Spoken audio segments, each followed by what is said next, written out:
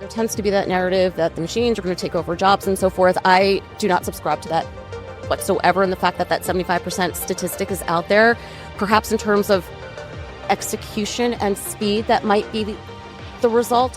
However, you still have asset management committees designing that infrastructure, designing their strategies. It's almost like if you use a generative AI tool, you're still going to editorialize it at the end of the day.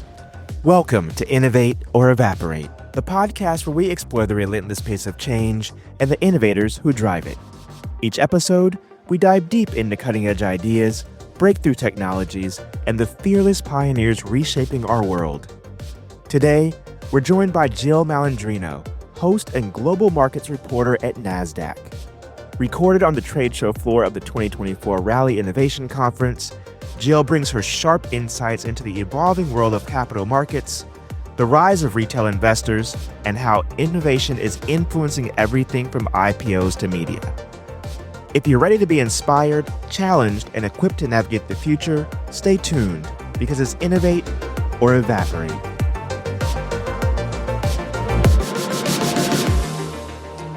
Today, we are joined on the show by Jill Malandrino. She is a global markets reporter with the Nasdaq, and I could not be more excited, Jill, to talk to you today. And we met here at Rally. We're at Rally right now as we're recording this podcast, and we met at the speaker party last night. And so I could not be more excited. And you just had a speech or just a talk that you just gave, right, on one of the stages. Yep, we just did a panel. And thank you for having me here, by the way. Absolutely. I love when things come together organically, which is so reflective of what Rally is about when you think about the top innovators and thought leaders within these multiple spaces. So when these ideas come together organically, that's the best thing for me. I still agree with that, right? It's authentic. Yes, right? Definitely. All right, so let's take a trip down memory lane. And I was so fascinated when I was looking at the speaker list and I saw your name and it immediately popped out to me. And so I was stoked to meet you. So let's take a little trip down memory lane, and I want to learn more about you when you were growing up. Middle school, high school, like what were you drawn to? What were your passions? If you paint a picture, what you thought your life was going to look like at that time, tell me about that. If I never thought in a million years I would be doing media, having created and hosted my own show, which is, our best performing show at Nasdaq, certainly premier offering. Typical Jersey girl, right? It was all about my friends, soccer, the beach, grew up in Monmouth County, New Jersey. And just like a lot of us, moved to New York City, Jersey City, now in the burbs when you have a family and so forth. But that really, what you see on camera is really who I am in real life. A lot of energy. And the word authentic and authenticity, it's thrown around a lot. It certainly is a buzzword within the social media spaces that we live in right now. But to your point, when we met last night, that's authentic. Yes. It's almost like when you want a video, you don't want a video to go viral. It just does. There is no planning for it. So I started off in institutional equity trading in 1998. I got my Series 7 by the time I was 21.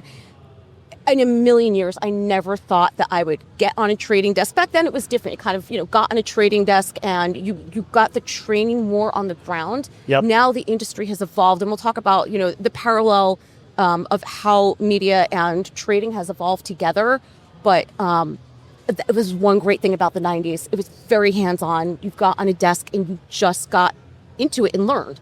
That's so interesting you say that. Last night, I was talking with a gentleman at the speaker party in town from a law firm in New York City. And he was talking about with COVID and then everybody got used to remote working, how a lot of the fifth year attorneys really are at kind of year 2 level because they haven't gotten to experience what goes on at 10 o'clock at night before a closing, when all hell breaks loose and the deal goes south and falls apart. But we'll come back to that in a minute. So, all right. So very interesting. So you go to school. What did you go to school for? So it's interesting. I actually went to community college right out of high school. And so worked full time, went to school, and then got into trading from there. So it's definitely not your typical pedigree background. Yep. In fact, I finished my undergrad once I was firmly in the media space for UMass Amherst with a degree in journalism in 2019. So raising 3 stepkids and, running the show. Life happens. In 2019, right? COVID, that kicked in. And someone I know within the industry, he's also a professor at Rutgers Business School. So shout out to Professor Ralph. And he's like, Jill, I've been waiting for years to write your recommendation letter. So I started grad school at Rutgers. Go Knights, Scarlet Knights, and graduated from there just last May in 2023 with a master's in communications and media studies. And I just started law school in June at Seton Hall. So a couple rivalries going on there. My stepdaughter going to mom, and so this whole New Jersey trifecta here. And my track is going to be, once you get out of the first law part that every lawyer goes through, in data privacy and cybersecurity, because everything we're talking about here, the convergence is always going to be around data privacy, governance, cyber mitigation, and response. So what pulled you into that? So there are two Series 7. By the way, I had an investment banking firm back years ago. Yeah. I had to do the 7 and a 63, which is always the easy one. That's the state one. And then a 24, which is like what you had to do as a partner or principal. I did all 3 of those in 90 days. So that was tough. It's interesting, and how I kind of got into trading and interested in investing. When I was younger, I wanted to be a brain surgeon and figured out blood's involved with that. And I'm not the one to hold your hair back when you're puking. So I'm like, that's not going to be good. My father, when he worked at Exxon, and when they were acquired by another company, going from a pension, they had to roll everything over into a 401k. I was about 10 years old at the time. This guy pulls up from Merrill Lynch in a light blue Porsche with a navy convertible top, dressed well, good-looking guy, wired frame glasses. And I'm like, I want this in my life. Like, I can do this. I have the gift to do these kinds of things and learn. You felt it. So it was weird. I mean, I was 10 years old. What did I know? Got into PNC Bank, and they had on the platform, not the tellers, but the platform side, training for insurance. So you got your 63, you got your insurance license, moved up from there, got my 7, ended up going for my 9, 10, 24, 65. But it's different. I'm the kind of person, I have to take the classes, print everything out, highlight notes in the margin, even with law school now. Like, it's just the way I remember stuff. Yeah. And I think if there's one message I can deliver, is you never can stop learning. I mean, as fast as things evolve. I mean, I started my show, it was an 8-hour-week contract in 2017 supporting our options business unit. And we grew it. They gave me the editorial latitude. And now we are, a global product focused on emerging technologies, policy, legislation, market structure. And it's just, if you work for a company where you've given the entrepreneurial spirit and can run with it, there's a lot that you can do. Yep. So you remember the days of the trading floor? Yeah. Just crazy chaos? Yeah. So talk about that a little bit. So, and I want to come back to legislation in a little bit too, but describe what that transition felt like and looked like. So it's interesting. Within the business, when we call it downstairs, those are your trading floors, like your CBOTs, your NYMEXs, your New York Stock Exchange. Of course, a lot of those have transitioned to other businesses. Nasdaq, where we are, in 1971 when we launched, have always been an electronic exchange. And FYI, that's where trading takes place anyway, electronically. I worked on what's called upstairs on the trading desks. And, what's so interesting with trading, particularly back then, I don't know if it's something I'd want to do now. It's a different kind of environment. It was a very, there's a lot of meritocracy there. You kind of function as a desk, as a unit. And I don't know if I could ever work in a closed door office. Even at Nasdaq, where I sit now, we have it looks like a trading desk. Yep. So I sit with our markets intelligence desk, our events teams and so forth, where our studios are. In fact, our studio where my show takes place, CNBC Fast Money, that's where their show is as well. So it's a very open environment. I can't work in quiet. Even when I work from home, there's always something going. Yeah. I love it. All right. So then, as you've got up to speed, what are some of the most interesting companies, or if you can't say this, that's all good too. Just let me know. But what are some of the most interesting companies? Well, we'll put this to the positive side. Mm-hmm. You're like, oh wow, that CEO or exec team or whoever it is, or that company really has it right. They're really doing the right things to disrupt themselves for the greater good of their customer or even society. Or are there a couple of things that pop out in your mind from your show? It's interesting because of our listings business. I can't cover stocks. So, for example, Apple's earnings are coming up. I'm like, oh, you can't buy that into the print or buy it into the print. Yeah. And that's what differentiates our content relative to other mainstream financial media. It's panel style format, just like CNBC Fast Money, 3-4 people around the desk. Yep. And for example, when we started covering AI more regularly, once ChatGPT became part of the vernacular, the way I directed it from an editorial perspective was, let's think about the ethical and responsible use, how policy and legislation is going to evolve, what that's going to look like globally, what does intellectual property look like. Yep. That's what we're talking about now. We all know NVIDIA has exposure to it, the derivatives of that. What other sectors are going to be part of this? And that's why this is my first year at Rally. And why I like this a lot, it's all cross-sector. Yes. And that's how my show is. Yep. So for example, we can have a trust in AI panel. I can have an academic, a lawyer, a practitioner, an analyst in the space. So you're getting multiple points of view on one particular topic. In fact, the panel I just did before was AI and trading. Yep. And the way I kind of wrapped it up was, it's all about acquiring data, structuring it in a way that will allow you to make quantifiable decisions. Oh, and by the way, I just covered this in robotic surgery last week. Right. Because Yes. this kind of data is helping surgeons in neurosurgical field, as an example, that was on my show, make those kind of decisions and bring their risk percentages down. Does anything come top of mind that you think are like blind risk factors that maybe some people are starting to talk about, but hasn't become, in our everyday language of how we talk about risk with AI and unintended consequences? Is there anything that you've kind of heard out there that you're like, hey, we need to be aware? Yeah, well, it's interesting because, like I said, we'll have multiple disciplines on when we talk about AI. And one of the things that I have brought up a lot, because I believe in civil discourse and asking the hard questions. Sure. Right? In fact, we spoke about ethics in my panel before. This reminds me of 2018 in a way when everyone attached blockchain to their story. And now we're, right? I mean, we had, I think even on Nasdaq, we had a food company attached blockchain to it. Right. It's a well-known story. So with AI, just because you have that good story and you have a PR agency helping you develop the communication strategy, the rush to go to market, and I get, different organizations across the enterprise are competing for different priorities. If you're, in a revenue role, a product role, you want to roll those out.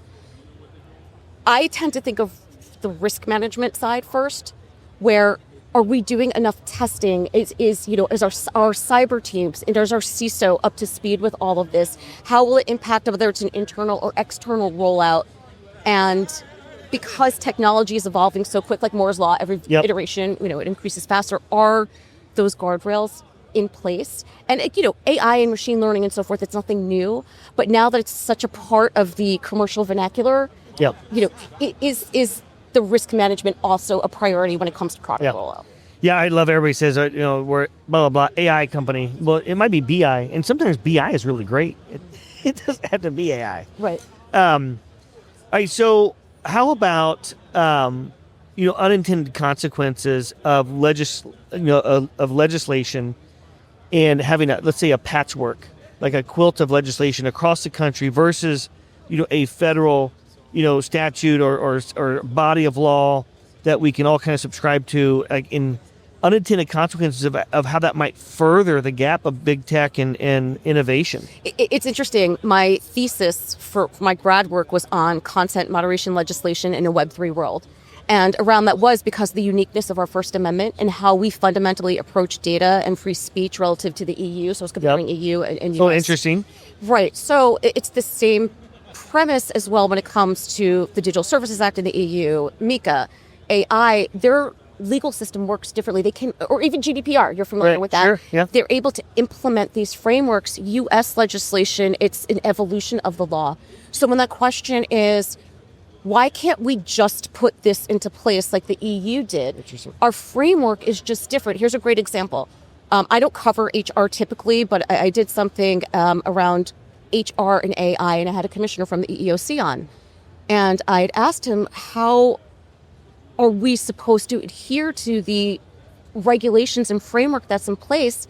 And he's like, Jill, think about what you're saying, whether it's people or a machine that is either making the selection or hiring, you have to have your workforce within this framework. It doesn't matter what the apparatus is, the framework exists for that. And the law will evolve with the technology. And the whole thing is technology moves so much quicker than the law does. It's just fundamentally different. Oh, and by the way, to your point, the states have different jurisdictions. Let's look at healthcare law as an example. in my law school work I'm doing now, we were looking at different scopes of practices for nurse practitioners. It's different in every state. Where there's reciprocity, what your scope of practice, meaning what you're allowed to do, the type of education, the licensing, how long how many hours you need. It's even with barbers and cosmetologists and so forth, anything where the health aspect is involved, there is no cohesive legislation because of the state. So when you're operating across multiple jurisdictions, hopefully you have a really good legal team. Yeah, the one thing I've found that's really encouraging as I've gotten more involved in meeting with governors or senators or legislators, et cetera, is there does seem to be a real genuine desire of those folks collectively to learn, right? Because they all have various backgrounds and grew up various ways, and so they may be an expert in insurance packaging or whatever, but they're not an expert in some type of infrastructure, right? With some piece of technology in passing legislation that has unintended consequences. And I think just for people that might be listening to the show, thinking about, well, what can I do? Really encourage. Typically in most states, there are groups, whoever that may be, that are great conduits, right, into legislators. Have you seen anything as you talk to various folks, across the country or even, across the pond, any groups that are going about ways of open dialogue and educating legislators on kind of how the world works, how this stuff works, and avoiding unintended consequences? I'm so glad you asked that question because I started covering digital assets in 2018, which is kind of like one of the first mainstream, areas of the media that started to cover it. Yep. In fact, the first conference I covered was Consensus, and anyone who was there that was reporting, we were literally in the lobby of the Midtown Hilton, I believe it is. Flash forward, and I've been covering every year since, literally the entire Austin Convention Center. What I find fascinating about the way it has evolved over the past 6 years, and it doesn't sound like a long time, but that is a long time in the digital asset space. Oh, it's forever. The conferences and the content we cover on my show aren't necessarily, how Bitcoin's trading and product that's rolling out or whatever, altcoin or NFTs.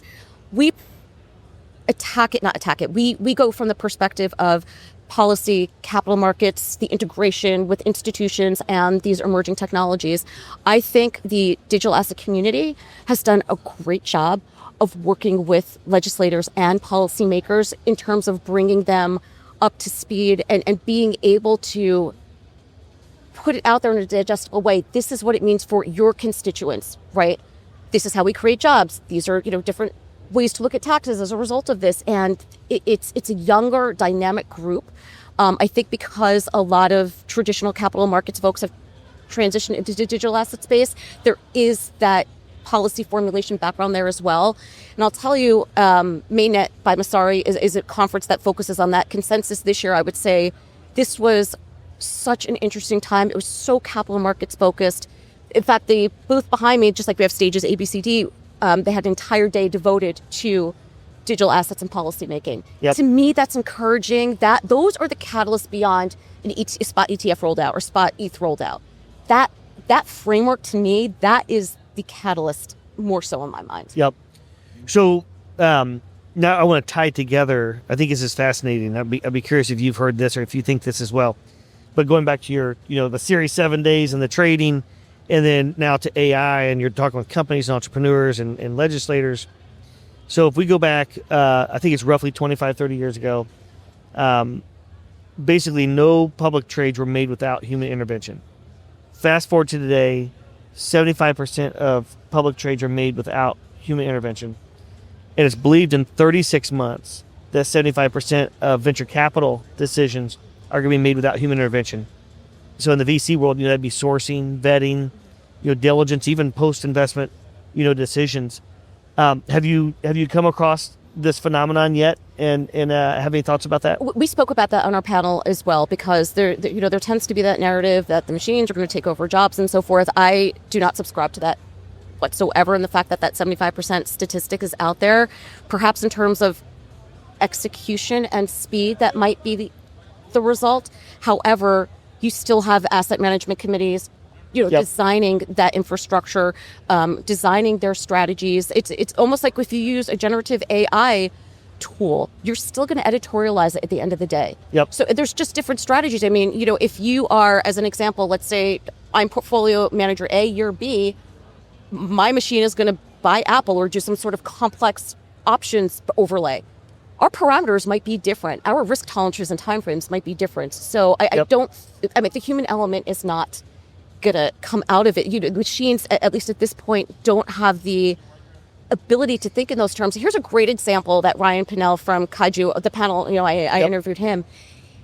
If he's like, if I take an AI platform and I have it go to a candy store and I tell it pick out one jelly bean, one flavor of every jelly bean in that store, but can it discern the difference between a peanut or a jelly bean, which has the same shape? Did I tell it there's 64 flavors? There's still the human putting in the parameters and the editorial side of it is not. It's gonna be there. Yeah, that's interesting. Yeah.